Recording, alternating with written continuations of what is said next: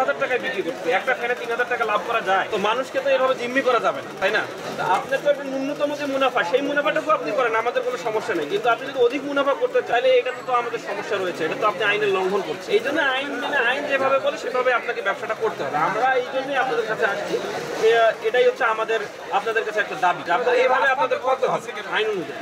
তাহলে আপনাকে এই যে আপনি যে ভাউচার রাখেন নাই, এবং আমি যে আমার মানে মোবাইল কোর্টে ধরুন সাধারণ ক্রেতা হিসেবে এসেছে, তার কাছে আপনি বেশি মূল্য চেয়েছেন এবং আপনি ভাউচার দেখাতে পারেন নাই, এবং আপনার যে বিলিং লাইসেন্স থাকার কথা সেই লাইসেন্সও নাই, এই সকল অপরাধ আমলে নিয়ে আমরা ভোক্তা অধিকার আইন 2009-এর 38 ধারা মোতাবেক আপনাকে আমরা 5000 টাকা জরিমানা করছি। আমি খুবই কম জরিমানা করেছি, এখানে আপনি যদি 1 লাখ টাকা পর্যন্ত জরিমানা করা যায়। আমি জরিমানা করলাম না, অত বেশি জরিমানা করিনি, খুবই ন্যূনতম মিনিমাম জরিমানা করেছি। এবং আপনাকে যে ইনস্ট্রাকশনগুলো দেওয়া হলো, যে কথাগুলো বলা হলো যে এইগুলো মেনে চলতে হবে, এইভাবে ব্যবসাটা করতে হবে, আপনি এইগুলো ভবিষ্যতে মেনে চলবেন। আমরা আবার মনিটরিংয়ে আসবো, যদি এসে আমরা এই জিনিসগুলো আবার না পাই, এর ব্যত্যয় পাই, তখন আমরা কিন্তু আরো কঠোর আইনের প্রয়োগে যাবো। কথা বুঝতে পারছেন? ওইটা গরম বাড়ার সাথে 8000 হয়ে গেল কেন? এটা চরম অন্যায়। আমাদের প্রতিদিন 2-3টা মাল খেতে হয়। আমি কালকে কিছু 850 টাকা, আজকে কিছু 950 টাকা।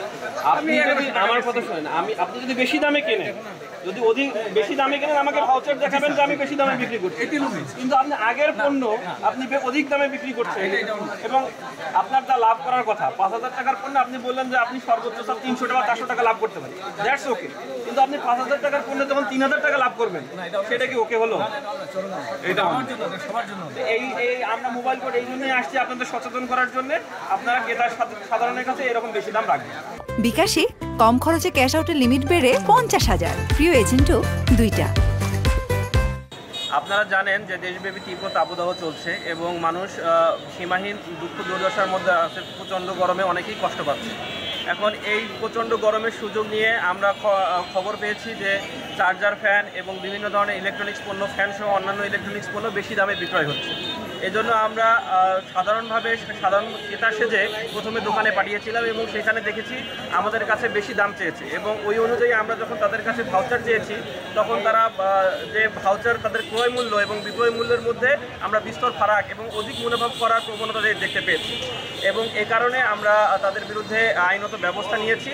এবং এছাড়াও আমরা শুধু চার্জার ফ্যান বা ইলেকট্রনিক্স পণ্য নয়, বড় এর আগে ডাবের দোকানেও আমরা অভিযান চালিয়েছি, এবং সেখানেও দেখেছি যে অতিরিক্ত গরমের কারণে ডাবের মূল্য তারা বৃদ্ধি করেছে, এবং তারা ভাউচার বাজার মনিটরিংয়ে যে তাদের কাছে যে ভাউচারটা রাখা দরকার, সেই ভাউচার তারা রাখছে না। এজন্য তাদেরকেও জরিমানার আওতায় নিয়ে আসা হয়েছে।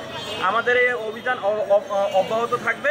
আমাদের শ্রদ্ধেয় জেলা ম্যাজিস্ট্রেট স্যারের নির্দেশনা অনুযায়ী আমরা এখানে এসেছি, যাতে গরমে মানুষ স্বল্প মূল্যে চার্জার ফ্যান সহ ডাব সহ অন্যান্য পণ্য কিনতে পারে। এজন্য আমাদের অভিযান অব্যাহত থাকবে।